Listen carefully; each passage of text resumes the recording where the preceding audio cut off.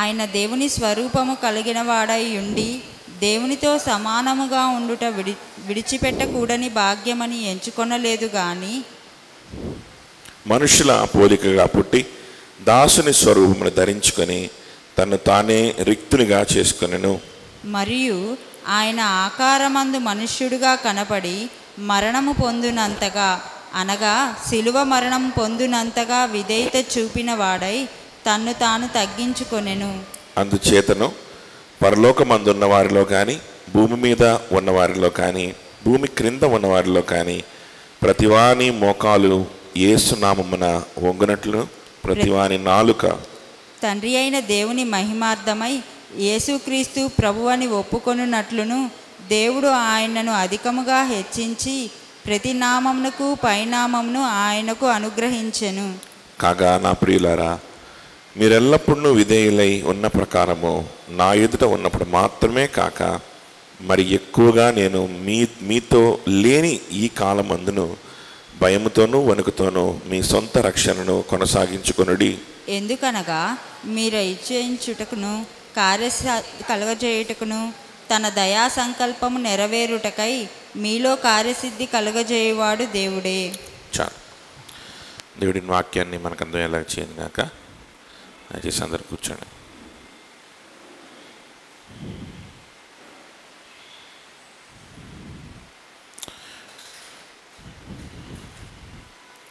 మనం త్వరగా ముందు వాక్య భాగాన్ని ముగించుకొని ఆ తర్వాత ఆరాధన చేసుకొని మనం ఆరాధన ముగించుకుందాం. మళ్ళీ సాయంకాలం 6:30 గంటలకి మనం సహవాసం కలిగి ఉంటాం. దయచేసి ఇంకా రాని వాళ్ళు ఎవరన్నా ఉన్నారా? బ్యూలా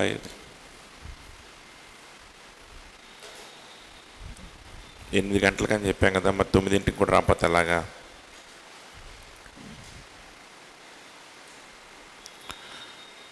చూడండి,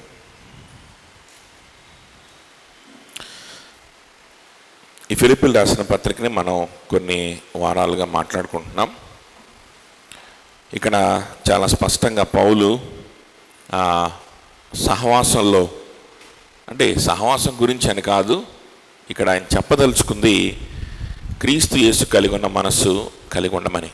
ఇక్కడ ఆయన చెప్పదలుచుకుంది అసలు ఈ పత్రిక రాసింది దేనికోసం? పత్రిక రాసింది దేనికోసం? ఇది రాసింది చర్చ్ మెంబర్షిప్ కోసమో, లేకపోతే ఇది రాసింది సంఘంలో సభ్యులు ఎలా ఉండాలి, మనుషులు ఎలా ఉండాలని చెప్పడానికి కోసమో అయితే కనుక దానికోసం రాశాడులే, అది అవసరమైనప్పుడు దాన్ని చదువుదాం, మిగిలినప్పుడు దాన్ని పక్కన పెడదాం, మెంబర్షిప్ గురించి ఆలోచించాలనుకున్నప్పుడు అప్పుడు చదువుకుందాం, మిగిలిన సమయంలో పక్కన పెట్టేస్తాం అని అనుకోవచ్చు. కానీ ఈ పత్రిక రాసింది దేనికోసం అంటే కేవలం చర్చ్ మెంబర్షిప్ గురించో లేకపోతే సంఘంలో ఎలా ఉండాలనో వివరించడానికి కాదు.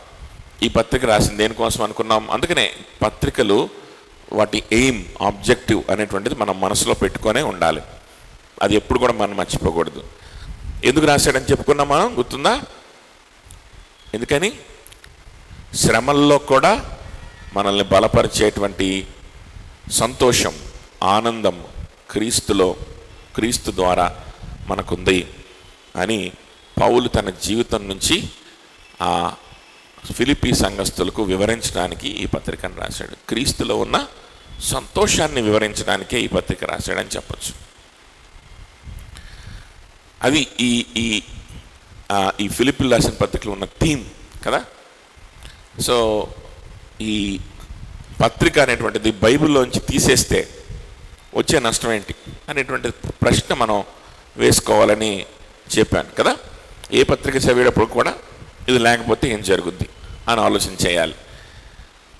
అలా గనక ఆలోచన చేస్తే ఈ పత్రిక అంతటినీ చదివితే, లేకపోతే పత్రిక అంతా చదివిన వ్యక్తులు రాసిన కమెంటరీస్ కనుక మనం చూస్తే, ఈ పత్రికే కనుక బైబిల్లో లేకపోతే ఏం జరుగుద్ది అని అంటే క్రీస్తులో ఎంత సంతోషం ఉందో అనేటువంటిది మనకు అర్థం కాదు.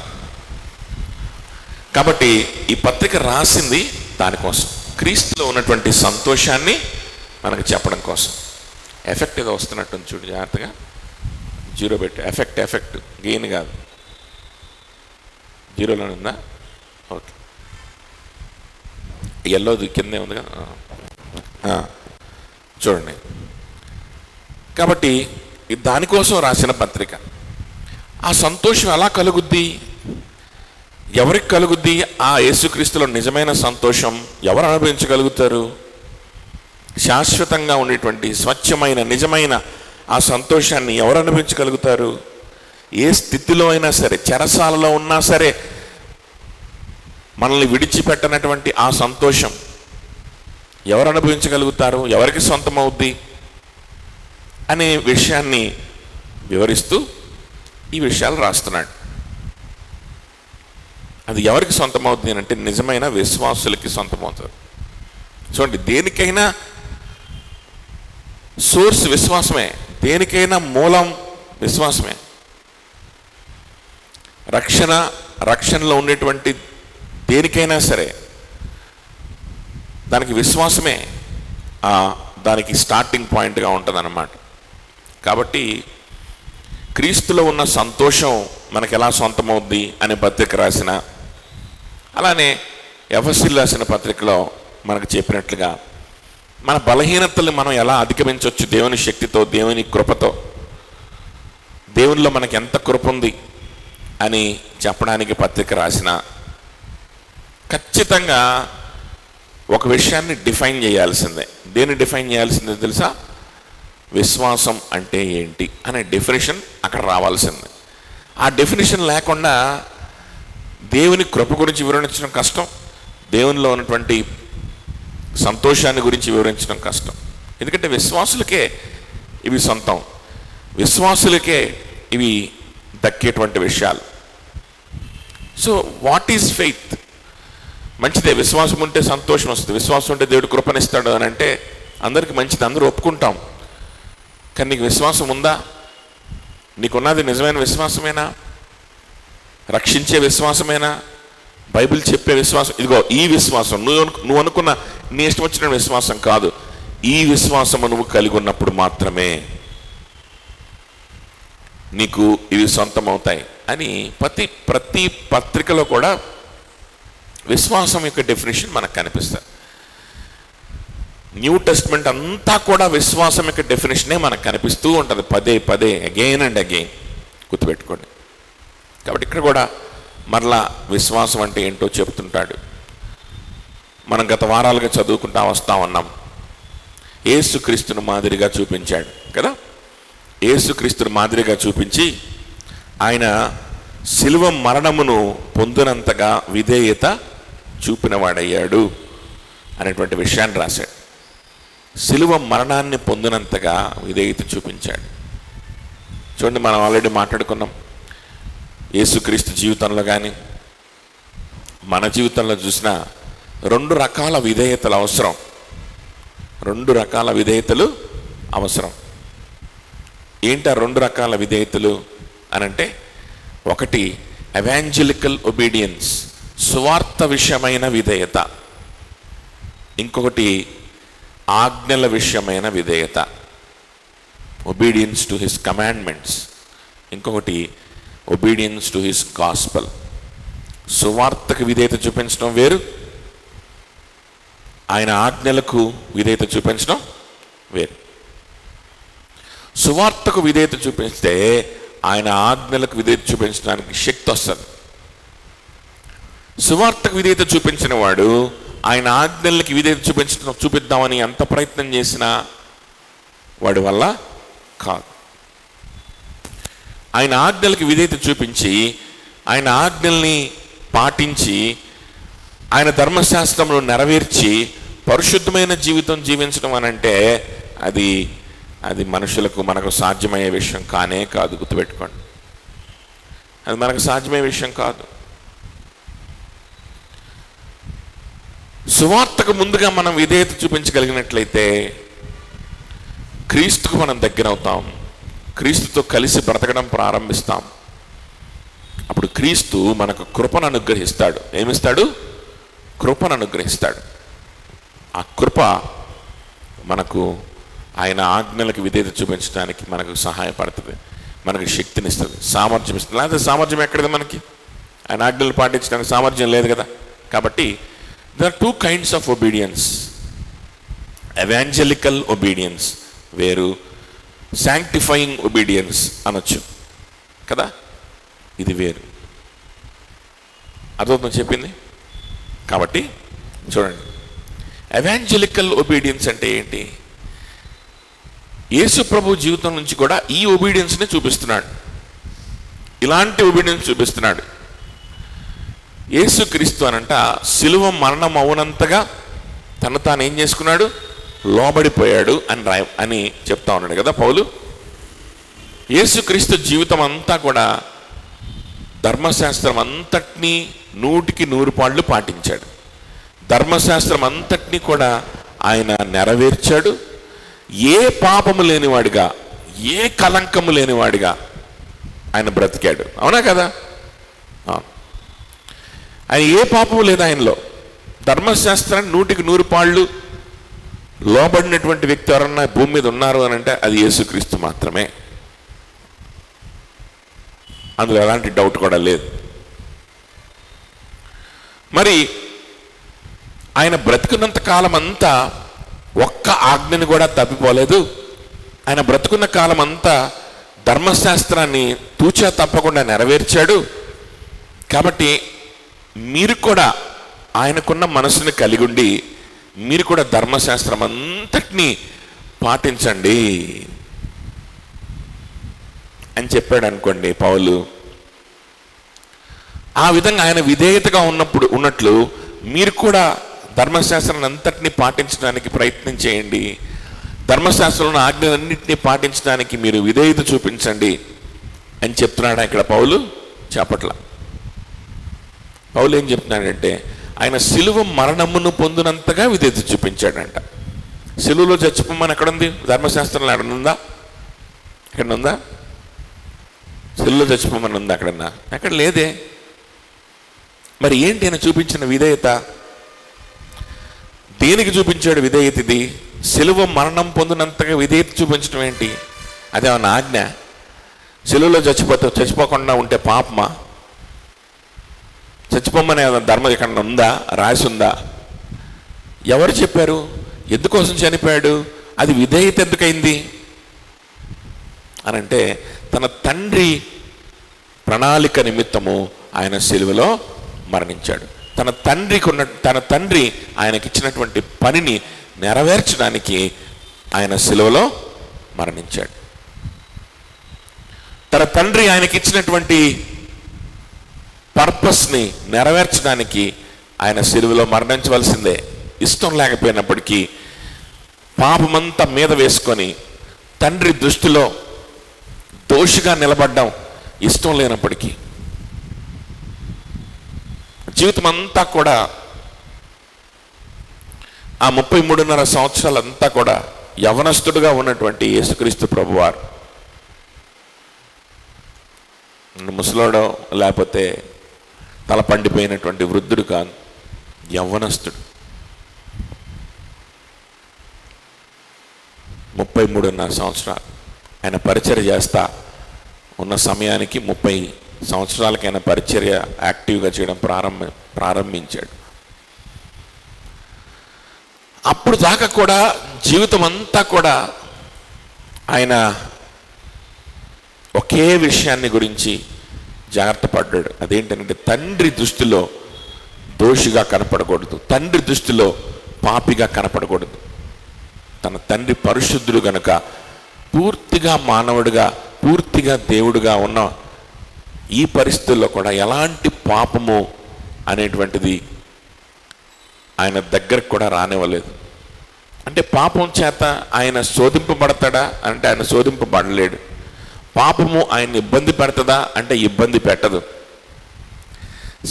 శారీర సంబంధమైనటువంటి కొన్ని బలహీనతలు ఆయన్ని శోధిస్తాయేమో కానీ పాపం ఎప్పుడు కూడా ఆయన్ని శోధించదు. ఎందుకంటే ఆయన ఏ పాపము లేనటువంటి పరిశుద్ధుడైన దేవుడు కాబట్టి. కానీ ఆకలి శోధించింది, సాతాను శోధించాడు, నిద్రలేమి, మోసము కదా, వెన్నుపోటు, సొంత శిష్యుల ద్వారా ఇలాంటివన్నీ సహించాడు. ఇవన్నీ కూడా ఏంటి? శోధనలే. ఇలాంటి శోధనలన్నీ సహించి కూడా పాపము లేనివాడిగా ఉన్నాడంట. అదవుతుందా? కానీ ఏ అపవిత్రత కూడా ఆయన జోలికి కూడా రాదు. అయినప్పటికీ ఆయన తన మానవ స్వభావం ఉంది కదా మన క్యాల్సిడోనియన్ బాక్స్ ఏంటిది? One body and one soul. ఇంకా 2 నేచర్స్ కదా, 2 నేచర్స్. సో మానవ స్వభావం ఉంది, లేకపోతే మా స్వభావం అని చెప్పకూడదు, మానవ మనస్సుది, దేవుని మనస్సు ఉంది. స్వభావం కూడా ఒకటే, దేవుని స్వభావమే అయింది. కానీ మానవ మనస్సు ఉంది, దేవుని మనస్సు ఉంది. సో మానవ మనస్సులో ఆయన మానవుడు చేయవలసిందంతా చేశాడు. ఆయన పూర్తిగా మానవుడే మాత్రమే కాదు, ఆయన పూర్తిగా దేవుడు కూడా. పాపం ఆయన జోలికి రాదు. అయినప్పటికీ మానవ మనస్సు కూడా ఆయన కలిగి ఉన్నాడు. కాబట్టి ఒక మానవుడు ఈ భూమి మీద ఉండి ఏం చెయ్యాలో అదంతా చేశాడు. ఏం చేశాడో తెలుసా? తన తండ్రికి మొరపెట్టుకున్నాడంట. ప్రతి దినము తన తండ్రికి మొరపెట్టుకునేవాడంట.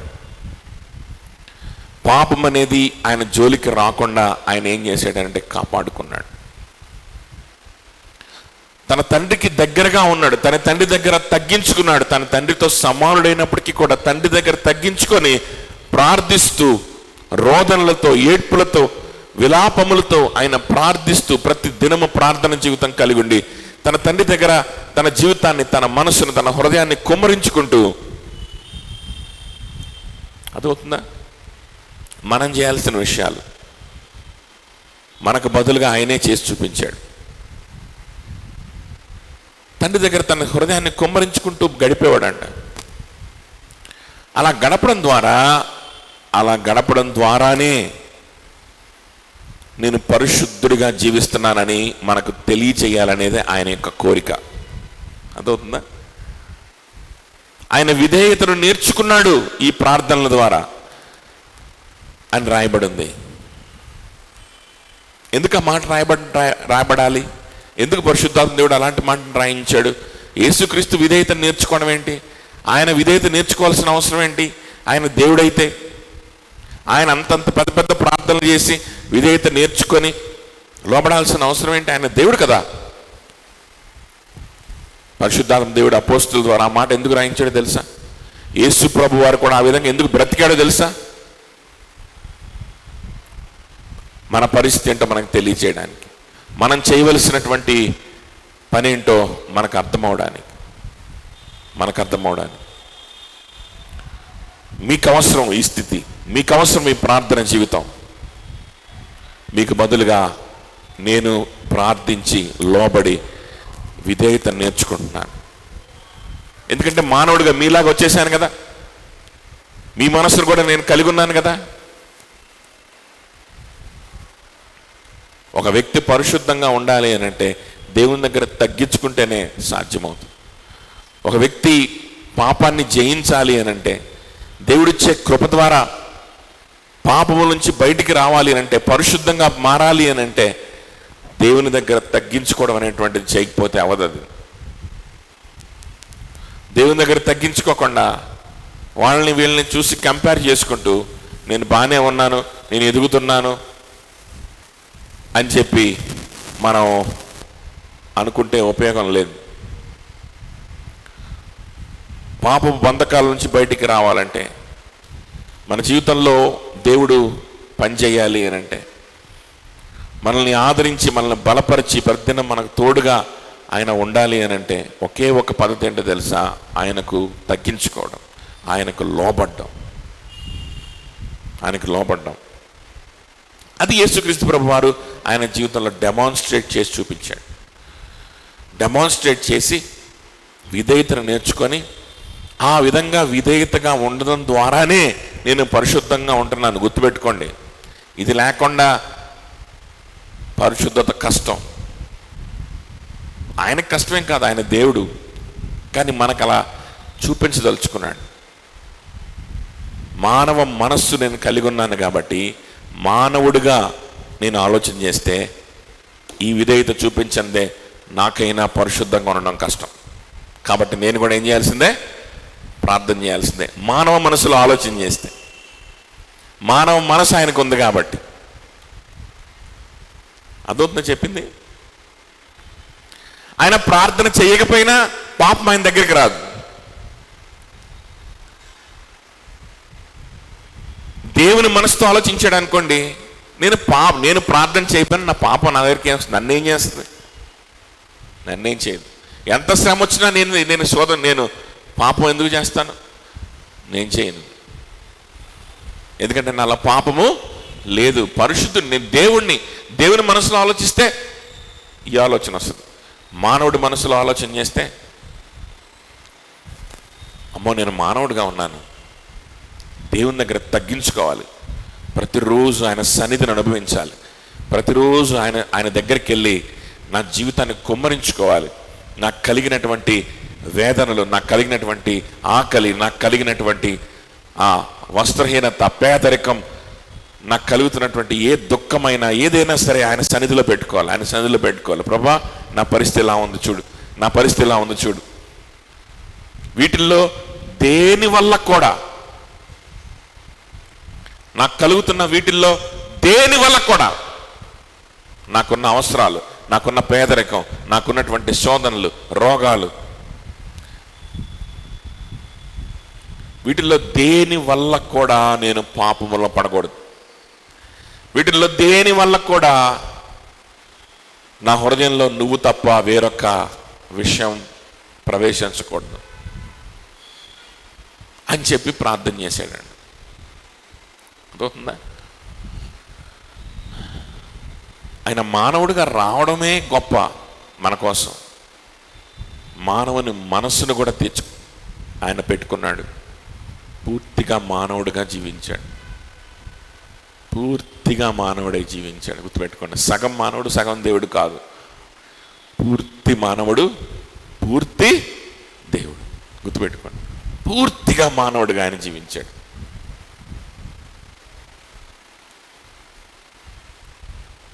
ఏంటి ఆయనకి అంత అవసరం ఏముందా? ఏమన్నా ఉందా చెప్పండి?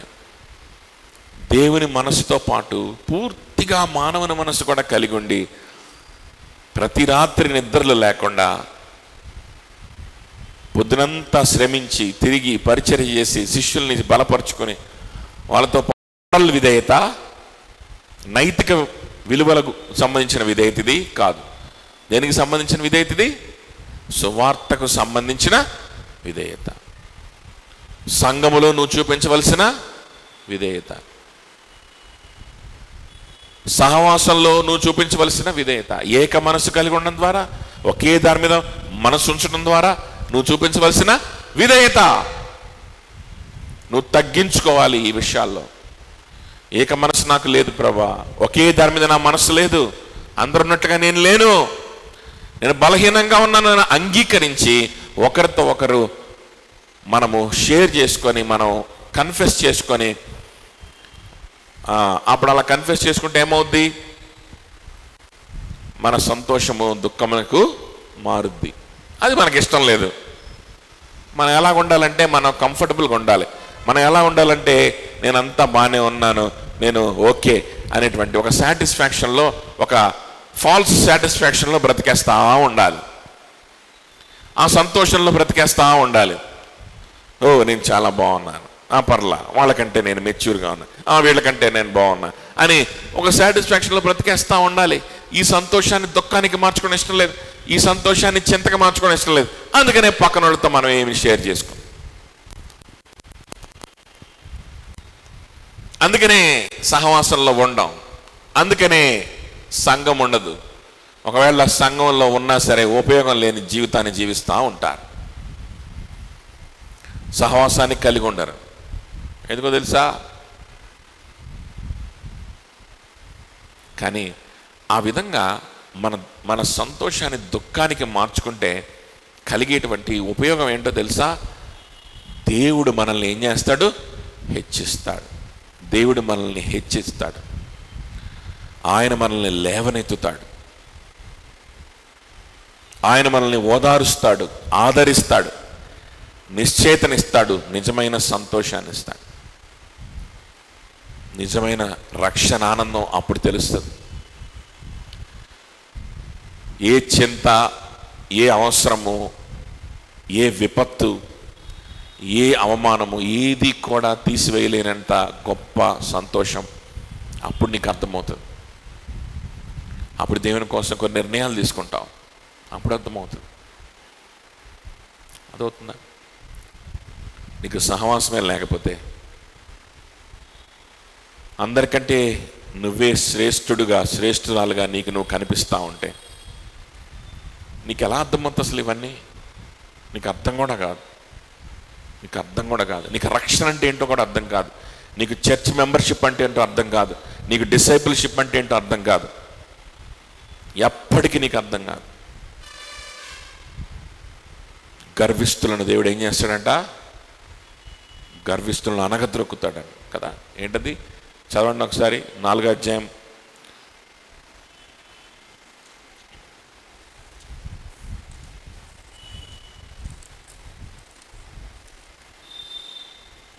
'దేవుడు అహంకారులను ఎదిరించి దీనులకు కృపను అనుగ్రహించును. 6వ వచనం యాకోబు 4:6. దేవుడు అహంకారులను ఏం చేస్తాడు? ఎదిరించి దీనులకు కృపను అనుగ్రహిస్తాడు. ఎవరికి కృప? కాబట్టి దేవునికి లోబడి ఉండుడి, అపవాదిని ఎదిరించుడి. చాలు, చూడండి, ఆ రెండు ఒకే దాని గురించి వివరించడానికి రాశాడు. అహంకారులను ఆయన ఏం చేస్తాడు? ఎదిరిస్తాడు, దీనులకు కృపను అనుగ్రహిస్తాడు. అంటే ఇప్పుడు అహంకారులు ఎవరు?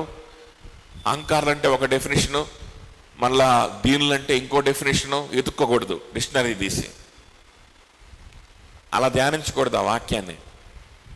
అహంకారి అంటే ఎవడు అంటే దీన మనసు లేనివాడే అహంకారి, అంతే. అదవుతుందా? ఆ రెండు ఆపోజిట్స్ అన్నమాట. ఒక పదాన్ని ఇంకొక పదం వివరిస్తుంది, అంతేగాని అదొక వేరే పదం ఇదొక వేరే పదం, రెండు అర్థాలు తీసుకోకూడదు. అహంకారం అంటే దీన మనసు లేనివాడే అహంకారి. దీన మనసు కలిగిన వాడంటే అహంకారం లేకుండా ఉండేవాడే దీన మనసు కలిగిన వాడు. ఈ రెండే ఉంటాయి, రెండు కేటగిరీలు ఉంటాయి. నేను మధ్యలో ఉన్నానులే ఎక్కడో అంటే కుదరదు. మరి మధ్యలో వాడి గురించి రాయలేదే? ఎందుకు రాయలేదు? ఎందుకు రాయలేదంటే దీన మనసు లేనివాడు ఎవరు? అహంకారే కాబట్టి. ఇంకా మధ్యలో ఇంకో కేటగిరీ లేదు. అహంకారులను ఆయన ఏం చేస్తాడంట? ఎదిరిస్తాడంట. గుర్తుపెట్టుకోండి, అహంకారం ఎప్పుడైతే మనం తగ్గించుకుంటామో అప్పుడే రక్షణ అంటే ఏంటో అర్థమవుతుంది నీకు కనీసం, లేకపోతే అర్థం కూడా కాదు. గుర్తుపెట్టుకోండి, నేను ఎప్పుడో దేవుణ్ణి నమ్ముకున్నా, నేను విశ్వాసం అనుకుంటున్నారేమో, మీకు అర్థం కూడా కాదు. రక్షణ అంటే ఏంటో అర్థం కూడా, మీనింగ్ కూడా తెలియదు మీకు. దీన మనస్సు కలిగి ఉండడం ఈరోజే ప్రారంభించు. రక్షింపబడ్డం అంటే కూడా ఇదే. సంఘములో చేర్చబడి తగ్గించుకుంటూ దేవుని ప్రజలతో కలిసి ఏక మనసు కలిగి బ్రతుకుతూ మన జీవితాలని పంచుకుంటూ సువార్త పనిలో కొనసాగడమే. ఈ జీవితంలోకి నువ్వు అడుగు పెట్టడమే రక్షింపబడ్డం. అదవుతుందా? అదే విశ్వాసం. ఇదంతా విశ్వాసం అంటే ఏంటో వివరణ. అదవుతుందా? ఎవాంజలికల్ ఒబీడియన్స్, అదే విశ్వాసం. అదే విశ్వాసం. ఎవాంజలికల్ ఒబీడియన్స్ అనేటువంటిది క్రియ కాదు, విశ్వాసం. ఇప్పుడు అర్థమైందా? అంటే మన క్రియ ద్వారా మనం రక్షింపబడతామా అని అంటే కాదు కాదు. ఎవాంజలికల్ ఒబీడియన్స్ అనేటువంటిది అసలు క్రియే కాదు, అది విశ్వాసమే. సువార్తకు లోబడ్డం అంటే అది విశ్వాసమే. అయితే ఆ విశ్వాసం ఎలా ఉంటుందో నువ్వు నేర్చుకోవాలి. నీ ఇష్టం వచ్చిన డెఫినేషన్లు నీ ఊహాగానాల్లో ఉంటే కుదరదు. అది సంఘాన్ని చూసి నేర్చుకోవాలి, తోటి విశ్వాసులను చూసి నేర్చుకోవాలి. సంఘం ఎవరినైతే విశ్వాసులుగా పరిగణించి మెంబర్షిప్ ఇచ్చి విశ్వాసులని నిర్ధారించిందో వాళ్ళని చూసి నేర్చుకో. వాళ్ళని చూసి లోబడి జీవితాన్ని పంచుకొని ముందుకు రావడానికి ప్రయత్నం చేస్తే అది రక్షింపబడ్డం. ఈ విధంగా ఫిలిప్పీ సంఘస్థులారా, మీరు లోబడుతూ ఉన్నారు. నేను లేని సమయంలో కూడా మీరు లోబడండి. అవునండి, ఫిలిప్పీ సంఘస్థులు అంటే పౌలు ఉన్నాడు, అపోస్తలుడు ఉన్నాడు కాబట్టి ఒకరినొకరు లోబడతారు. ఇప్పుడు అపోస్తలుడు లేరి, నువ్వేమన్నా అపోస్తలుడువా? ఇదేనా పెద్ద ఫిలిప్పీ సంఘమా ఒకరికొకరు లోబడ్డానికి అంటారని పౌలు ఏమంటున్నాడంటే, నేను లేని ఈ సమయంలో కూడా సంఘమే, అధ్యక్షుడిగా ఒక అపోస్తలుడున్నా, ఒక లోకల్గా ఉన్న ఒక సంఘ కాపరున్నా, ఒక సాధారణమైన వ్యక్తి ఉన్న ఎవరున్నా సరే సంఘమే. విశ్వాసులే. నిజమైన విశ్వాసులు ఒక గుంపుగా ఒక చోట కూడుకుంటున్నారంటే అక్కడ నీ జీవితాన్ని చూసుకోవాలి. గుర్తుపెట్టుకో, అక్కడ నీ భవిష్యత్తును చూసుకోగలవా? అక్కడ నువ్వు లోబడగలవా? వారితో కలిసి సువార్త పని విషయంలో నువ్వు కొనసాగలవా? అది ఎంత చిన్నదైనా, అందులో ఆర్భాటాలు మ్యూజిక్లు ఏమీ లేకపోయినా, పెద్ద సంస్థ కాకపోయినా లోబడగలవా నువ్వు? నిజమైన విశ్వాసులు కదా. ఈ సంఘానికి నేను లోబడాలి. ఆ విధంగా వాళ్ళు విధేయత చూపిస్తున్నారు. పౌలు అంటున్నాడు, నేను ఉన్నానని కాదు, నేను లేని ఈ సమయంలో కూడా మీరు విధేయత చూపించాలి.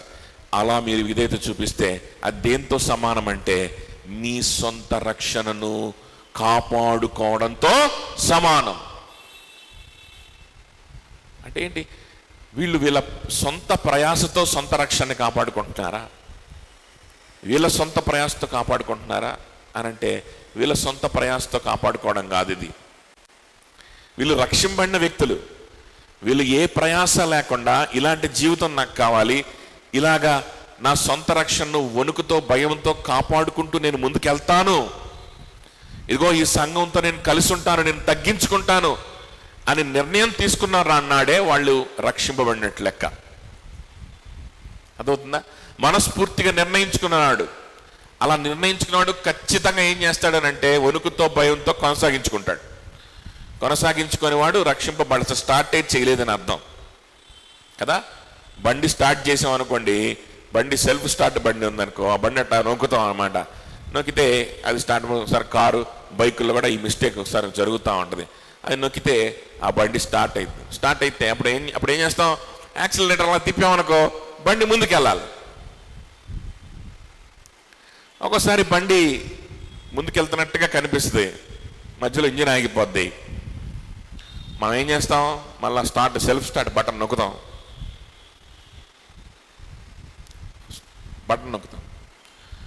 నొక్కితే అది స్టార్ట్ అయినట్టు అవుద్ది, కానీ స్టార్ట్ కాదు. మనం స్టార్ట్ అయిపోయింది అనుకుంటాం.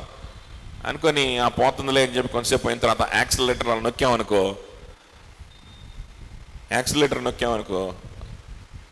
అక్కడ పనిచేయదు అనమాట. ఊరికి యాక్సిలరేటర్ వెళ్ళిద్ది కానీ అప్పుడు అర్థమైంది, ఓ ఇది బండి స్టార్ట్ కాలేదు, ఇది ఊరికనే దొల్లుకుంటూ వెళ్తుంది అని అప్పుడు అర్థమైంది. అర్థమవుతుందా? మధ్యలో బండి బైక్ అయినా టూ వీలర్ అయినా సరే మధ్యలో ఇంజిన్ ఆగిపోయింది అనుకో, అలా సెల్ఫ్ స్టార్ట్ బటన్ నొక్కుతాం, అది స్టార్ట్ కాదు. ఎప్పుడు అర్థమైంది? యాక్సిలెంట్ ఇచ్చినప్పుడు అర్థమైంది. తిప్పడమే కానీ ఇదేం ముందుకు పోవట్లా, ఫోర్స్ రావట్లా, ఇది ఆగిపోయిందిరా నాయన, ఎప్పుడో అసలు స్టార్టే కాలేదు. అర్థమవుతుందని చెప్పింది. కొనసాగించుకోలేని పరిస్థితిలో ఉన్నవాడు, యాక్సిలరేషన్ ఇవ్వలేని వాడు అర్థం ఏంటి అంటే బండి స్టార్టే కాల. బండి స్టార్ట్ కాల, ఊరికే సౌండ్ వచ్చింది పొయ్యి అని తెప్పంగానే, ఓ స్టార్ట్ అయిపోయింది అనుకున్నావు. స్టార్ట్ కాల. నువ్వు ఎంత తిప్పితే మాత్రం నువ్వు ముందుకు పోద్దా? పోదు. నువ్వు కొనసాగించలేవు. ఈ భ్రమలో బ్రతుకుతూ నరకానికి వెళ్ళిపోయి ప్రభు నీ కోసం భరించిన నరకాన్ని మళ్ళా నువ్వు అనుభవించకుండా తగ్గించుకోగలవా? ఈరోజు తగ్గించుకోగలవా? నేను రక్షింపబడ్డాను, నేను దేవుని రాజ్యానికి వెళ్తున్నాను అనే మాట ఒక్కసారి పక్కన పెట్టి ఈరోజు am I really born again? Can you question yourself? This is a wonderful question to keep to yourself. అదేంటండి ఆ ప్రశ్న అని అనుకోవాల్సిన అవసరం లేదు. ఎన్నిసార్లు నువ్వు ఆ ప్రశ్నను వేసుకున్నా నువ్వు నిజంగా రక్షింపబడిన వ్యక్తివైతే దేవుడు నీకు ఆదరణని ఇస్తాడు. ఈరోజు ప్రభువా నేను రక్షింపబడాలి, నేను రక్షింపబడిన వ్యక్తిగా ఉండాలి. రక్షింపబడిన వ్యక్తులు కొనసాగించుకుంటారు. ఆ కొనసాగించుకునే జీవితంలో నేను ఉండాలి ప్రభువా, కొనసాగించుకునే జీవితంలో నేను ఉండాలి. ఆగిపోయిన వాడిగా ఉండకూడదు, ఆగిపోయిన దానిగా ఉండకూడదు. నేను అలా ఉంటే అసలు నేను రక్షింపబడలేదని అర్థం. అలాంటి పరిస్థితులను ఉండిపోకూడదు, అలాంటి పరిస్థితులను గుడ్డిగా కొనసాగకూడదు. రక్షింపబడి రక్షణను కొనసాగించుకునేవాడిగా నేను ఉండాలి. అలా కొనసాగించుకుంటారు, వణుకుతో భయముతో కొనసాగించుకుంటారు, దీన మనస్సు కలిగి ఉండి కొనసాగించుకుంటారు. వారి సంతోషాన్ని దుఃఖానికి మార్చుకుంటూ కొనసాగించుకుంటారు. దైవ చిత్తానుసారమైన దుఃఖములోకి వెళ్తూ కొనసాగించుకుంటారు. నిజమైన దైవ చిత్తానుసారమైన దుఃఖము కలిగి ఉండి ప్రార్థించి, అలాంటి ప్రార్థన అనుభవం అసలు నీకు తెలుసా? అలాంటి ప్రార్థన అనుభవం ఉంటుందని తెలుసా? చూడండి, రక్షింపబడకుండా ఉన్నవారు, సంఘములో ఇంకా చేర్చబడకుండా ఉన్నవారు గమనించండి. ఈ సంఘములో సభ్యుడిగా చేర్చబడాలి అంటే అవసరమైన విషయాలు ఇవే.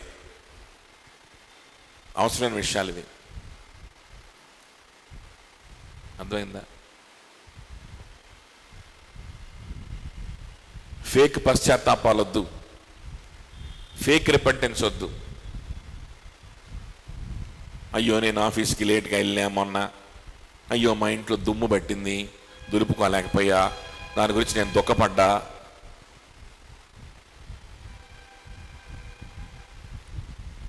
ఇవన్నీ ఫేక్ వద్దు. ఆఫీస్లో పని చెప్పారు, నేను చేయలేకపోయా, ఆ విషయమై నేను చాలా పశ్చాత్తాపడ్డా. అంటే ఫేక్ మాటలు చెప్పకండి దయచేసి. దైవ చిత్తానుసారమైన దుఃఖము, సంఘములో నువ్వు తగ్గించుకొని ఉండే విషయంలో నువ్వు దుఃఖపడి, నువ్వు సరి చేసుకోవడానికి ఇష్టపడి, దేవుని కృప కోసం వేడుకొని, ఆ విధంగా ప్రార్థించి నీ సంతోషాన్ని దుఃఖముగా మార్చుకొని దేవుని కృప కోసం వేడుకున్నటువంటి ఆ సందర్భాలు అసలు ఉన్నాయా? అలాంటి ప్రార్థన నీకు తెలుసా? అలాంటి ప్రార్థన నీకు తెలియకపోతే, నీ జీవితంలో అలాంటి ప్రార్థన లేకపోతే నువ్వు రక్షింపబడు. అలాంటి జీవితంలోకి నువ్వు ప్రవేశించు, లేకపోతే నరకానికి వెళ్తావు. జాగ్రత్త. ఇది రక్షణ గురించి మాట్లాడుతూ ఉన్నాడు. నీ సొంత రక్షణ వణుకుతో భయంతో కాపాడుకో. రక్షింపబడ్డము మన చేతిలో లేదు, అది దేవుని కృప ద్వారానే జరుగుద్ది. రక్షణలో కొనసాగడం కూడా ఆయన కృప ద్వారానే జరుగుద్ది. కానీ ఈ రెండు విషయాల్లో మనం చేయాల్సిన పనులు ఉన్నాయి. దేవుడు సామర్థ్యం ఇస్తాడు ఆ పనులు చేయడానికి. సామర్థ్యం ఇస్తూ ఉండగా మనం ఆ పనులు చేయాలి. రక్షణలో కానీ, రక్షింపబడ్డానికి కానీ, రక్షణలో కొనసాగడానికి కానీ మన రోల్ ఏమీ లేదని అనుకోమాకండి. ఎప్పుడు కూడా ఆ మాట మీ మైండ్లో కూడా రానివ్వద్దు. మనం చేయవలసింది ఉంది, కానీ చేయడానికి సామర్థ్యం లేదు. ఆ సామర్థ్యాన్ని అంతా ఇచ్చేటువంటిది యేసయ్యే. మనం చచ్చిన వారిగా ఉన్నాం, మనకు సామర్థ్యం లేదు. ఆ సామర్థ్యం అంతా మనకి ఇచ్చేది దేవుడే. కాబట్టి దేవునికే మహిమ. కాబట్టి క్రియంతా చేస్తుంది దేవుడే అని చెప్తాం. దాని అర్థం మనకే పని లేదని కాదు. ఆయన సామర్థ్యం ఇస్తూ ఉండగా మనం చేయాలి కదా. సామర్థ్యం దొరికితే చేయకుండా ఎట్లా ఉంటాం? అవునా? ఆ కీ పెట్టి ఇంజిన్ని స్టార్ట్ చేసేవాడు ఎవరు? యేసయ్య. ఆయనే కనుక స్టార్ట్ చేయకపోతే నువ్వు ఎంత తిప్పినా పోదు కదా. పోదు కదా. అందుకనే క్రియంతా ఎవరు చేశాడు? ఈ కార్యము యేసయ్యదే అంటాం, ఈ కార్యము దేవునిదే అంటాం. కానీ ఒకసారి బండి స్టార్ట్ అయిన తర్వాత దాన్ని నడపవలసింది నువ్వే. బండి స్టార్ట్ చేసుకుని అట్లా ఉండిపోతారా? చీకటి పడిపోతుంది, మధ్యదారిలో అడవిలో బండి ఆగిపోయింది. ఇక్కడ ఉండిపోతే ఏమైనా జరగవచ్చు, దొంగలు రావచ్చు, ప్రమాదం జరగవచ్చు. మీ జీవితం అనేటువంటిది దాని మీద ఆధారపడింది, ఆ బండి మీద. అప్పుడు ఎవడో వచ్చాడు, దారిలో వచ్చి బండి స్టార్ట్ చేసి ఇచ్చాడు. ఆహా, దేవునికి స్తోత్రం, బండి స్టార్ట్ అయింది అని అక్కడే కూర్చుంటావా? పక్కేసుకొని కూర్చుంటావా? నరకానికి పోయేటువంటి మానవుడు పరలోక రాజ్యానికి వెళ్ళడానికి అవకాశం దొరికినప్పుడు, పరలోక ద్వారాలు తెరవబడినప్పుడు వాడి కళ్ళ ఎదుట ముందుకు అడుగు వేస్తాడా లేదా? బండి ఎక్కుతావా లేదా? అమ్మయ్య స్టార్ట్ అయిందని చెప్పి వెంటనే బండెక్కి గమ్యానికి చేరుకోవడానికి ముందుకెళ్తావా లేదా? వెళ్తావు. మనం చేసేది ఏమీ లేదని అంటే చెప్తావు. చేసేది ఏమీ లేకపోతే ఆ అరణ్యంలో నుంచి ఇంటికి ఎట్లాగెళ్తావు? వెళ్ళలేవు. అలా అని చెప్పి ఆ వ్యక్తి వచ్చి నీకు సహాయం చేయకపోతే, చచ్చిపోయి ఉన్నటువంటి ఆ బండిని అతనికి ప్రాణం పోయకపోతే నువ్వు కూడా ఏం చేయలేవు కదా. కాబట్టి క్రియంతా నువ్వు ఇంటికి వస్తావు, నువ్వే డ్రైవ్ చేసుకుంటావు, నువ్వే బండి ఇంటికి వచ్చిన తర్వాత ఏమైంది అని అంటే, అక్కడ పొలాన్ని చోట ఇరుక్కుపోయాను. మరి ఎట్లా వచ్చావంటే, ఒక ఆయన వచ్చాడు, ఆయన బాగు చేశాడు, ఆయన లేకపోతే నేను ఇంటికి వచ్చేవాడిని కాదు. ఇక్కడ నేను చేసింది ఏముంది? నేను చేసింది ఏమీ లేదు.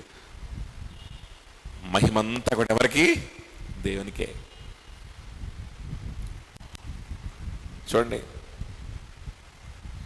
ఈ రక్షణని కొనసాగించేది కూడా ఆయనే. కానీ ఎలా కొనసాగిస్తాడో తెలుసా? నిరంతరం మనల్ని ఆయన కృపని మనకు అందుబాటులో ఉంచడం ద్వారా రక్షణ కొనసాగిస్తాడు. నిరంతరము సంఘములో, సహవాసంలో, సహోదరుల దగ్గర నుంచి, వాక్యం నుంచి కృపని నీకు అందుబాటులో ఉంచడం ద్వారా ఆయనే మన రక్షణ కొనసాగించేది కూడా.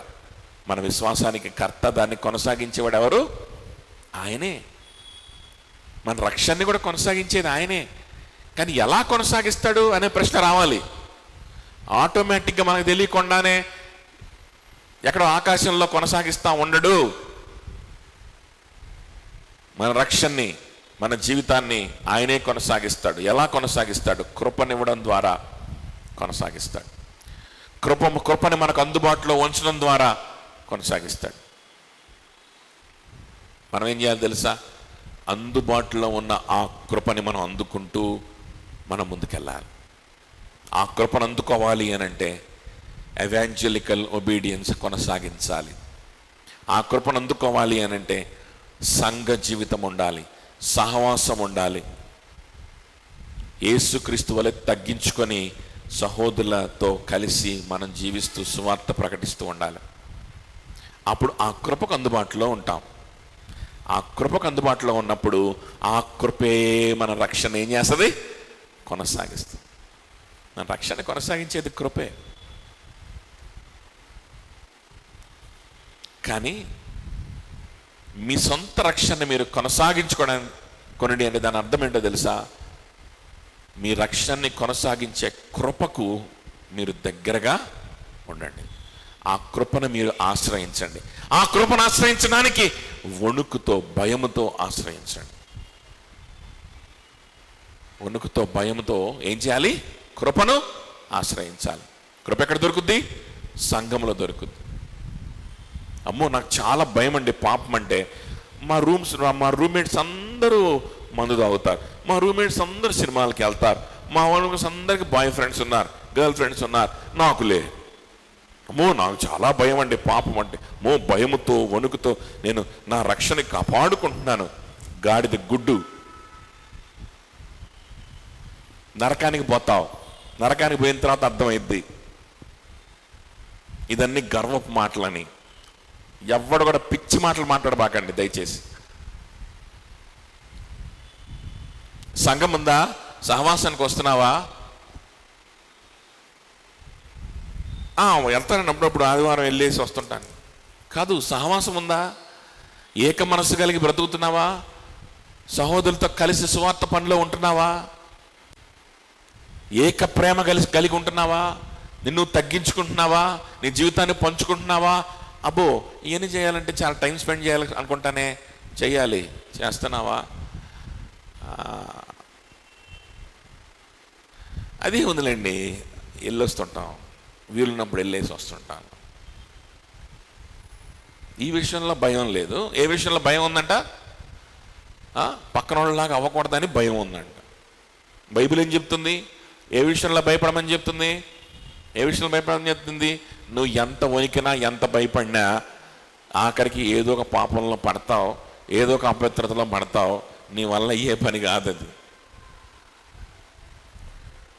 నీ చుట్టుపక్కల వాళ్ళు చేసే పాపాలు కాకపోతే నువ్వు ఇంకో కొత్త పాపంలో పడతావు. అదవుతుందా? అది నీ వల్ల అయ్యే పని కాదు. నువ్వు వణుకు భయము చూపించాల్సిన అమ్మాయి చేయకూడదు, వాళ్ళలాగా ఉండకూడదు, ఏళ్ళలాగా ఉండకూడదు అని కాదు. చిన్నప్పటి నుంచి అన్ఫార్చునేట్లీ ఇదే నేర్పిస్తారు. కానీ భయపడాల్సింది యాక్చువల్గా దాని గురించి కాదు. వారానికి ఒకసారి సహవాసం నాకు ఎలా సరిపోద్ది? ఈ సహవాసం నాకు సరిపోద్దా? నేను సహవాసంతో కలిసి ఉండగలుగుతున్నానా? కలిసి పరిచయం చేయగలుగుతున్నానా? ఇదేం సరిపోద్ది నాకు? దేనికి దూరం అయిపోతానమ్మో, కృపకు దూరం అయిపోతానేమో. అక్కడ ఉండాలి నీ వణుకు, నీ భయం అక్కడ ఉండాలి. దేవుడికి ఇంత ఇర్రెగ్యులర్గా ఉన్నానండి, అమ్మో సంఘానికి ఇంత ఇర్రెగ్యులర్గా ఇక్కడ ఉండాలి భయం. అపవిత్రతలో పడిపోయిన తర్వాత, పాపంలో కూరుకుపోయిన తర్వాత, జీవితం నాశనం చేసుకుంటున్నప్పుడు అప్పుడు కాదు భయపడాల్సింది. అప్పుడు భయపడే ఉపయోగం? ఏం చేస్తావు? ఏ బలహీనత నుంచి నిన్ను బయటికి లాక్కోగలుగుతావు? ఏ బంధకం నుంచి నిన్ను కాపాడుకోగలుగుతావు? ఆ వల్ల అయ్యే పని కాదు, ఎన్ని అయ్యే పనులు కాదు.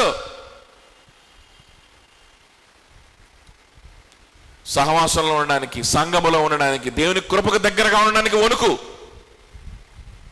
దానికోసం భయపడు. అప్పుడు కృపే నీ రక్షణ ఏం చేస్తుంది? కొనసాగిస్తుంది. కృపే నీకు రక్షణ ఇస్తుంది, కృపే నీకు విశ్వాసాన్ని ఇస్తుంది. ఆ కృపే నిన్ను విశ్వాసంలో ఏం చేస్తుంది? కొనసాగిస్తుంది. గుర్తుపెట్టుకోండి. అందుకనే అపోస్తలుడు కూడా మాట్లాడుతూ 1 కొరింథీ 3:9 ఒకసారి చూడండి. చకచక కొన్ని వచనాలు చదివేసేసి మనం ఇంకా ముగించుకుందాం. 1 కొరింథీలకు రాసిన పత్రిక 3:9. మేము దేవుని జత పని వారమై ఉన్నాము, మీరు దేవుని వ్యవసాయమును దేవుని గృహమునై ఉన్నారు. మేము దేవుని జత పని వారమై ఉన్నాము. We are fellow workers with Christ. దేవునికి మేము ఏమై ఉన్నాం? జత పని వారమై ఉన్నాం. వీఆర్ ఫెలో వర్కర్స్ అంటున్నాడు. చూసారా? Salvation is monergistic, sanctification is synergistic. రక్షణ నీలో ప్రారంభం అవడం దేవుడు మాత్రమే చేసే పని. కానీ రక్షణని కొనసాగించుకోవడం దేవునితో కలిసి జత పని వారిగా ఉండి మనం చేసే పని. దేవునితో మేము జత పని వారిగా ఉన్నాం. వీళ్ళు శిష్యులు, అపోస్తలుడు. ప్రతి విశ్వాసికి ఉండవలసిన అనుభవం ఇది. ఏమనుభవం? దేవునితో జత పనివారు అనేటువంటి అనుభవం, దేవునితో కలిసి పనిచేసేవాళ్ళు అనే అనుభవం. మేము ఈ సువార్తను ఎందుకు ప్రకటిస్తున్నాము అనంటే, మేము ఎందుకు మీ దగ్గరికి వచ్చి పరిచర్య చేస్తున్నామంటే, మేము విశ్వాసులం కాబట్టి, మేము రక్షింపడ్డాం కాబట్టి. దేవుడు మాకు రక్షణ ఇచ్చాడు. ఇచ్చిన రక్షణ అలానే ఉండదు, అది కొనసాగుద్ది, అది అభివృద్ధి అవుతూ ఉంటుంది. అలా అభివృద్ధి అయ్యేటువంటి క్రమంలో మేమేం చేస్తున్నాము అనంటే, మేము పరిచర్య చేస్తున్నాం, మీకు మేము పరిచర్య చేస్తున్నాం. దేవునితో జత పనివారిగా ఉంటున్నాం. మేము దేవునితో ఎలా ఉంటున్నారు? దేవునితో కలిసి పనిచేసేవారిగా ఉంటున్నాం. దేవునితో కలిసి మనం పని చేసేవారిగా ఉండాలి. అప్పుడు మన కృప, అప్పుడు మనం సువార్త ప్రకటించే వాళ్ళకు కృప, అప్పుడు మన చుట్టుపక్కల ఉన్న సహోదరులకు కృప కలుగుతుంది. దేవునితో కలిసి పనిచేసేవారిగా మనం ఉండాలి కదా. కానీ చూడండి, ఎఫెసీయులకు రాసిన పత్రిక 14-19 వచనాలు చదువుకున్నాం. చూడండి. సరే, ఫిలిప్పీయులకు రాసిన పత్రిక వచ్చేసేయండి. ముందు చూసి తర్వాత వెళ్దాం. 2వ అధ్యాయం, ఫిలిప్పీయులకు రాసిన పత్రిక 2వ అధ్యాయము 13వ వచనం చదవండి ఇప్పుడు. ఎందుకనగా మీరు ఇచ్చేయించుటకును కార్యసిద్ధి కలుగజేసుకొనుటకును తన దయా సంకల్పము నెరవేరుటకై మీలో కార్యసిద్ధి కలుగజేయవాడు దేవుడే. ఎందుకనగా ఇచ్చేయించుటకును కార్యసిద్ధి కలుగజేయుటకును తన దయా సంకల్పము నెరవేరుటకై మీలో కార్యసిద్ధి కలుగు చేయవాడు దేవుడే. ఇచ్చయించుటకు కార్యసిద్ధి కలుగు చేయవాడు దేవుడే కదా. మన విల్ పవర్ తోటి మనము కొన్ని ప్రణాళికలు వేసుకోవడానికి, విల్ పవర్ అంటే మనం ఏం మాట్లాడుకున్నాం, విల్ పవర్ అంటే ఏం చేస్తాం, విల్ పవర్ తోటి డెసిషన్స్ అండ్ ప్లానింగ్ కదా, నిర్ణయాలు ప్రణాళికలు తీసుకునేటువంటి ఆ శక్తిని ఏమంటారు, విల్ పవర్ అంటారు, చిత్తము అంటారు. అర్థమవుతుందా? ఇచ్చయించడం అన్నా, చిత్తము అన్నా, విల్ పవర్ ఉపయోగించడం అన్నా ఒకటే. ఈ విల్ పవర్ తోటి, ఈ ఇచ్చతోటి, ఈ చిత్తముతో మనం ఏం చేస్తామంటే నిర్ణయాలు తీసుకుంటాం, ప్రణాళికలు వేసుకుంటాం. సో నిర్ణయాలు తీసుకోవడానికి, ప్రణాళికలు వేసుకోవడానికి, దేవుని కోసం బ్రతకడానికి, ఈ ఫిలిప్పీయులకు రాసిన పత్రికలో ఇలా ముందు చెప్పినటువంటి విధంగా సంఘముతో కలిసి బ్రతకడానికి, సహవాసం చేయడానికి, కలిసి పరిచర్య చేయడానికి, కలిసి దేవునిలో ఎదగడానికి, కలిసి బలహీనతల్ని పంచుకోవడానికి, కృపకు తద్వారా కృపకు దగ్గరగా ఉండడానికి, యేసుక్రీస్తు దగ్గర నుంచి వచ్చేటువంటి దయారసము, సహవాసము, ఎంకరేజ్మెంట్, వీటన్నిటిని కూడా పొందుకోవడానికి, తద్వారా దేవుని కృపకు దగ్గరగా ఉండడానికి మనం ఏం చేయొచ్చంట, నిర్ణయాలు తీసుకోవచ్చు, ప్రణాళికలు వేసుకోవచ్చు. ఈ నిర్ణయాలు, ఈ ప్రణాళికలు ఎలా వేసుకుంటాం, ఎలా ముందుకు కొనసాగిస్తామనంటే వణుకుతో భయముతో, వణుకుతోను భయముతోను కదా, వణుకుతోను భయంతోను. ఫిలిప్పీయులకు రాసిన పత్రిక, ఇదే ఫిలిప్పీయులకు రాసిన పత్రికలో 4వ అధ్యాయం 13వ వచనం చూడండి. Chapter 4 verse 13. నన్ను బలపరచువాని అందే నేను సమస్తమును చేయగలను. నన్ను బలపరచువాని అందే నేను సమస్తము చేయగలను.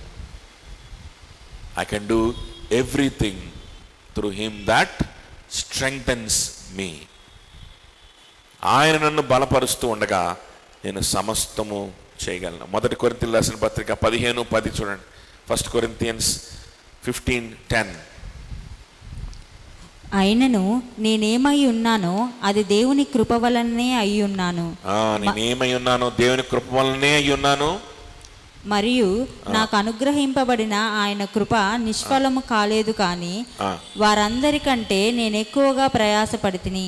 వారందరికంటే నేను ఎక్కువగా, ఆ కృప ఏమవ్వలేదంట, నిష్ఫలం అవ్వలేదు. నేనేమై ఉన్నానో అది ఆయన కృప ద్వారానే మాత్రమే నేను అయి ఉన్నాను అని అక్కడ పౌలు చెప్తా ఉన్నాడు. కాబట్టి ఆయన కృప మనల్ని బలపరిచేది, సమస్తము మనం చేయడానికి సాధ్యపరిచేది ఆయన కృప.